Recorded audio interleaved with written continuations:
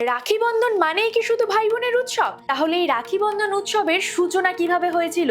পুরাণে প্রথম রাখি কে কাকে পরিয়েছিলেন, আর যমুনার গল্পই বা কিভাবে আজকের রাখি বন্ধনের সঙ্গে জড়িয়ে গেল? সবচেয়ে আশ্চর্যের বিষয়, শ্রীকৃষ্ণ ও দ্রৌপদীর ঘটনাটিকে আমরা রাখির গল্প হিসাবে জানলেও মহাভারতে কোথাও রাখি বন্ধন শব্দটি সরাসরি উল্লেখ নেই। তাহলে সত্যিটা কি? নমস্কার, আমি সৃষ্টি, আপনারা দেখছেন আনটোল্ড ট্রুথ শর্টস। চলুন ভিডিওটা শুরু করা যাক।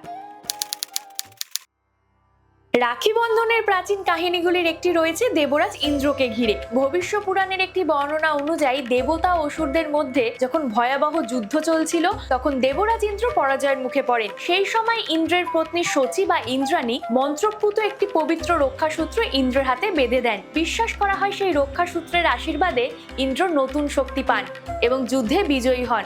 অর্থাৎ পুরাণে রক্ষাসূত্র কোনো ভাইয়ের হাতে নয়, বরং এক স্ত্রী তার স্বামীর হাতে পরিয়েছিল।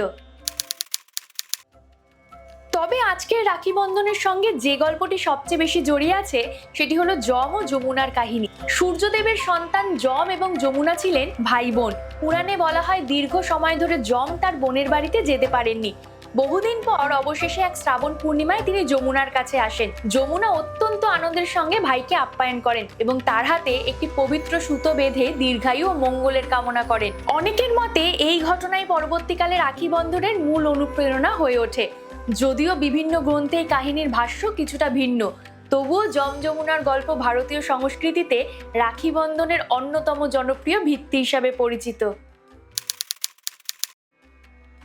এরপর আসি মহাভারতের বহুল পরিচিত শ্রীকৃষ্ণ দ্রৌপদীর কাহিনী। শিশুপাল বধের সময় সুদর্শন চক্র ব্যবহার করতে গিয়ে শ্রীকৃষ্ণের আঙ্গুল কেটে যায়, চারিদিকে রক্ত পড়তে শুরু করে। তখন দ্রৌপদী এক মুহূর্ত দেরি না করে নিজের শাড়ির আঁচল ছিঁড়ে কৃষ্ণের আঙ্গুলে বেঁধে দেন। এই ছোট্ট ভালোবাসার প্রতিদান শ্রীকৃষ্ণ সারা জীবন মনে রেখেছিলেন। পরে কৌরব সভায় দ্রৌপদীর বস্ত্রহরণের সময় শ্রীকৃষ্ণ অলৌকিকভাবে তার সম্মান রক্ষা করেন।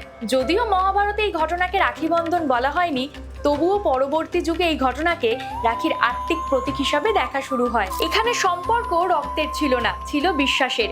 আর সেই কারণেই কৃষ্ণ দ্রৌপদীর গল্প আজও রাখি বন্ধনের সঙ্গে গভীরভাবে জড়িয়ে রয়েছে।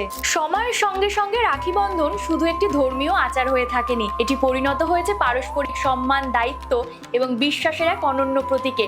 আজকের ভিডিওটি এই পর্যন্তই। ভিডিওটা কেমন লাগলো সেটা অবশ্যই কমেন্টে জানাবেন। যদি ভালো লাগে তাহলে একটা লাইক আর সাবস্ক্রাইব করে পাশে থাকবেন।